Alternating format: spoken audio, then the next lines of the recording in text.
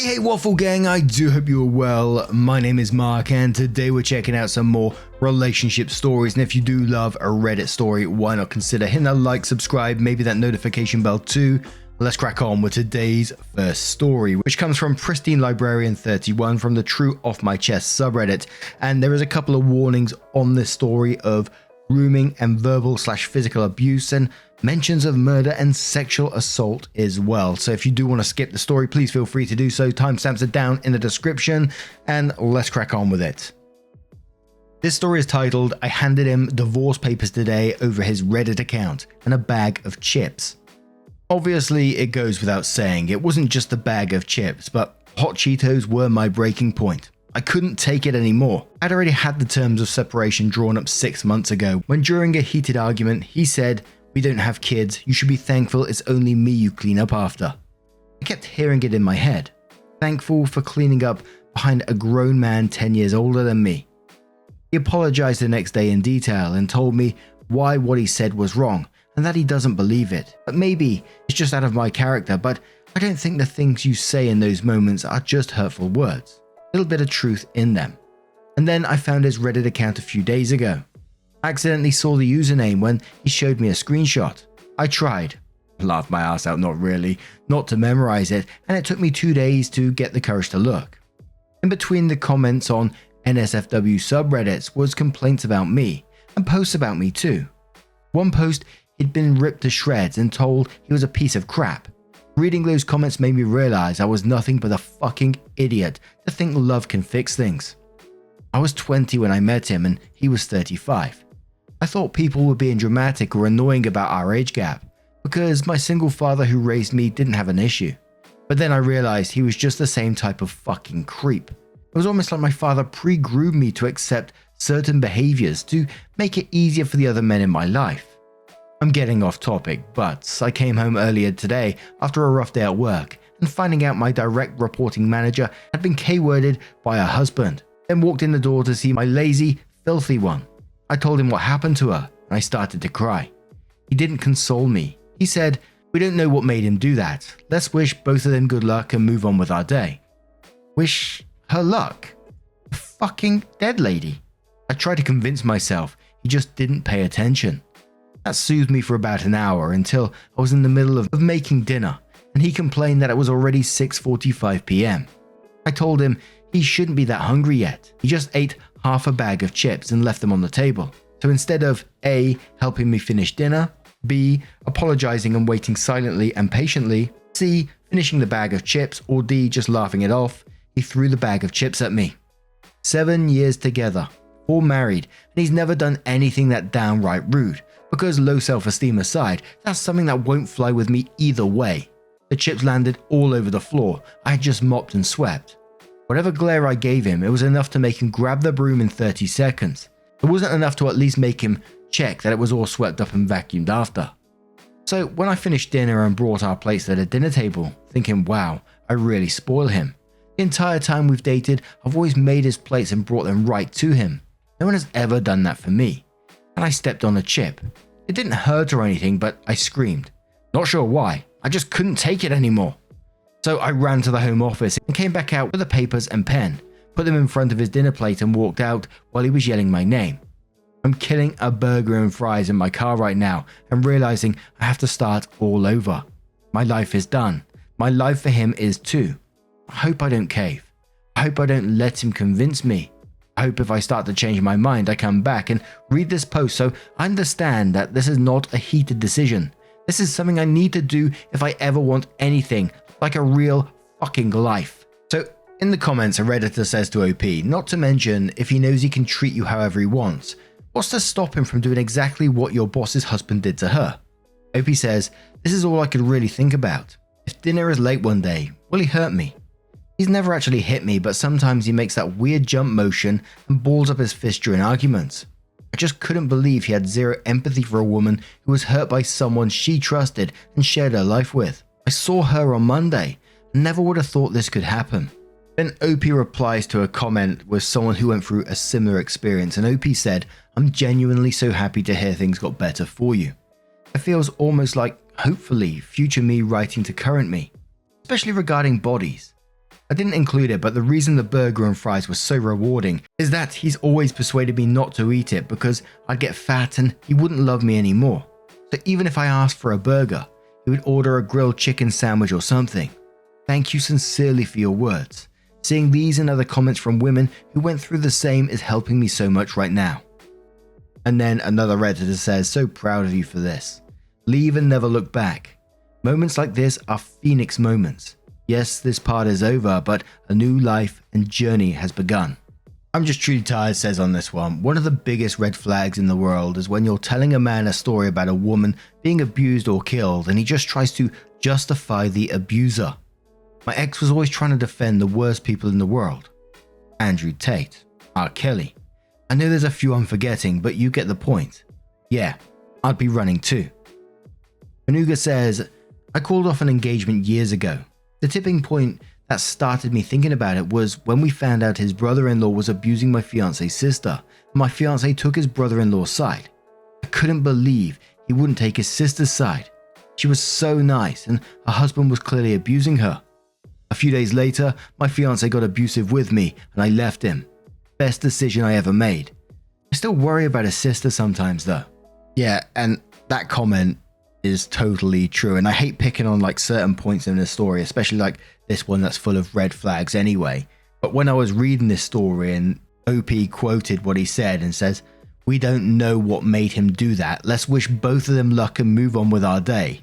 There was definitely an audible what the fuck from me in that situation. I'm gonna have to edit out, and I know it's gonna be it's always easy for me to say, and because I always feel like a bit on edge when I give comments about certain things, because I know it's so easy for me to say, but OP's like sat there in their car killing her a burger and fries and but realizing they have to start all over, that their life is done.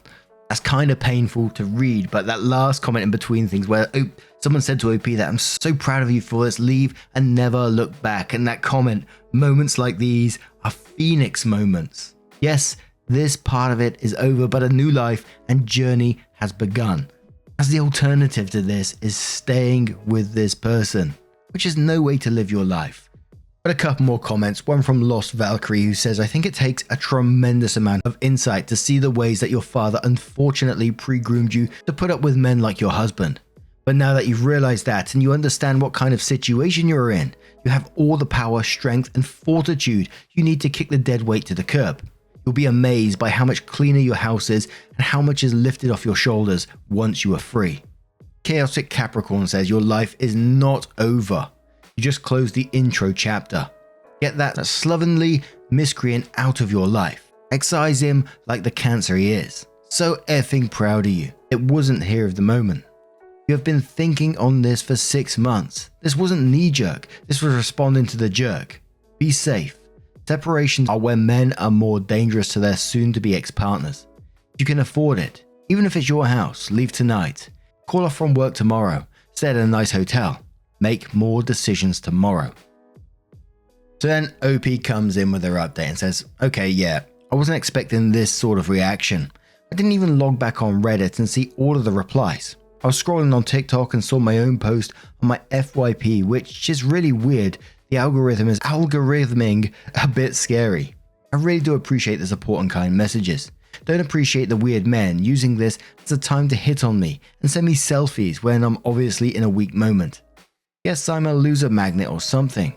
Crazy part is this courage started growing when I saw someone's wife strike on TikTok soon after downloading the app during lockdown. Then read the comments and found some sort of solidarity and finally realized I wasn't the problem. I was just posting it so I could leave for good this time. I'm sorry that my post isn't very concise or thorough, but this isn't the first time I've left him. It's the fourth, but it's the one for good. I'm done. I've been saving money since I left the first time 2 years ago. I'm not trapped with him anymore. When I left the second time, I knew being a housewife would never give me leverage in our relationship, so I got a job. Back then, it was just to even the playing field and show him I can earn my keep. Now it's literally my saving grace. Half of our relationship was built on lies. He told me he was 8 years older at first, then 10, then the truth of it being 15 came out. That I've always tried to get over, because people deserve forgiveness, according to my dad. The only person that I ever went to besides Reddit about advice. I just want to know what peace is like in my own home. I went straight from living with my dad to living with my boyfriend/current husband. I can comfortably take blame for how my marriage is, how my life is. My dad may have conditioned and started a lot of it, but I'm old enough to have put my foot down a long time ago. My husband and my father being the only two men I've ever had any type of relationship at 27 is my own fault. Sure, I was taught growing up that when men are around, don't make eye contact and keep my head down. And I did it always because good girls listen is what I was taught and all I ever knew. How did the wave of feminism keep missing me? How did I allow my father to push away every close female relationship I had? How did I allow both of them to alienate me from the world? 2 years ago, a woman my age, I think, asked for a tampon in the bathroom, and I gave her one, and we had a 5-minute conversation of girl talk that I gushed over. I played it over and over for months until I realized it was absolutely insane. All she did was ask me what my favorite coffee order was and said I was pretty and she loved my handmade earrings. I had an extra pair in my car and gave them to her and she hugged me. That was it. But I held on to those 5 minutes because it was the last time I had an interaction with a human being that didn't leave me feeling empty. I should have left for good when he told me that getting a master's degree is for men. I should have left when I picked up woodworking and simple robotics as hobbies, and he told me that I might be transgender, and that he can't be attracted to a woman that wants to be a man. I'm not trans or transphobic. I just like the smell of freshly sawed wood and making new things. I should have left when I got accepted into the best university in the state, and he told me that women would be happier if they stopped trying to compete with men. I should have left when my dad died and told me I wasn't upset enough about the man who would choke me over burning food and dinner not being good at 11 years old. Our relationship got considerably worse after the wedding when I told him everything my dad had done. I should have left when I got groped at a concert and he bought the guy a drink later. I should have left when his friends said things about my body and he just joined in and later told me I shouldn't complain and enjoy the attention while it lasts. I should have left when I told him I wasn't sure if I wanted kids, and he told me I wasn't a real woman if I didn't want them. I should have left when he admitted to having his fellow officers follow me and show up to my job to make sure I was actually where I said I was. I should have left when he gave me the silent treatment for a month when I told him it was controlling and would only communicate via sticky notes. I should have left when I caught him sending nudes to a 19-year-old. I definitely should have left him when the same girl replied to his nude photos with telling him how much of a loser he is and saying she felt bad for his wife. Besides being predatory, that one, quite frankly, was just embarrassing. I guess the reason I stayed so long is that he makes it seem like he's trying. After I caught him sexting, he immediately signed up for sex addict therapy. When he said things that were hateful towards women, I would then see videos in his YouTube watch history about unlearning sexism. Watch all the way through. I would think, hey, at least that's way more than my dad ever did. Hey, at least he doesn't hit me. Hey, at least he brings me flowers and takes me on dates often. Men are just like that, I was told. Men have to be respected, I was told. Your husband deserves full trust, I thought. To this day, I'm not sure if he did these things to please me temporarily or because he meant it and at least half tried. I made the mistake of not leaving at least 100 times. I will never make that mistake again. He texted and called non-stop after I left. I went back to our home, his house, to get necessities with headphones on, and he came out of nowhere and snatched them off my head and destroyed them. AirPod Maxes I just bought. I just kept packing and ignored everything he said until I realized my passport was gone. He won't admit it, but he 100% has it. I know it. He wouldn't sign the papers. We argued a bit and I finally just said it. I don't love you anymore. I can't love someone like you. I'm a grown woman now and I don't want to be with you anymore. He countered with, you can't survive without me. I'm the only man who's ever loved you. You don't have anything without me. I'm the breadwinner. This is my house. You have no money, no family, no friends. He's only right about the last two. I told him that we don't have a prenup, and if we divorce with him fighting me on it, I'll get half of everything. But if he signs the papers I gave him, it agrees to leave him the house and all the furniture, 3 or 4 cars, and 80% of the money in our savings and investments. I can walk away and start over. I want to walk away and start over. He, on the other hand, probably needs a retirement plan that isn't young women. It's more than he deserves, but I don't want to look at anything I have and be reminded of him. When he realized the yelling and threats wouldn't work, he tried tears. And I almost caved. Then I remembered he was fucking 42 years old on his knees crying about a 27-year-old that just wanted to be treated with love, dignity, and respect. I gave him close to a decade of my life, of nothing but loyalty and love, but he lashed out in anger and I responded with love. I'm all out of love. I picked a random Airbnb over state lines, so he has little pull here, and my job is allowing me to work remotely for now. I can already see a life that's actually worth living coming to me. I have a lot of legal stuff to figure out that will be a headache, but it's still a smaller headache than loving him was. I don't think I'll go back. I only use this account for woodworking and photos of cows, so yeah. Sorry if I'm not super responsive. It was a lot of replies and I'm trying to go through them. Really, thank you though to the kind words. I've cried and felt more supported today than I have my entire life. I enjoy stories where people give us their full thoughts and feelings, obviously not for what they're going through, but when they tell us what's fully going on in their head and how they're feeling, etc. A lot of this broke my heart, but there's something that was really jumping out to me where OP said I can comfortably take blame for how my marriage is, how my life is. And they said my dad may have conditioned and started a lot of it, but I'm old enough to have put my foot down a long time ago. But like what was going through my head in that moment is that, like you just said, your dad has conditioned you and started a lot of it. It's been normalized for you to accept this kind of behavior. This was your life. This is what you agree. And if no one's told you any different to this point or until you saw the TikToks or whatever, how are you to know? And that just breaks my fucking heart for OP in that one. And there was a comment below this one from Empty on My Mind who says, please take a moment to ponder this, in quotes. All she did was ask me what my favorite coffee order was and said I was pretty. And continues, no interaction is too small, even if seemingly insignificant, and every time we show a modicum of kindness and human warmth, to really see someone else for a moment, it can make all the difference. And all I can really say from that, I hope OP did stay away. They stay safe away from their ex and they go on to live the life that they deserve. But what do you guys make of this situation? Let me know your thoughts down in the comments below. Let's move on to another story. And our next story comes from the Am I the A-Hole subreddit. Doesn't come with an update, and it's from Hanging Out 28, who says, am I the a-hole for continuing to sleep nude despite my neighbors being able to see into my bedroom? So, I'm a 28-year-old dude and have been living in my house for a few years now.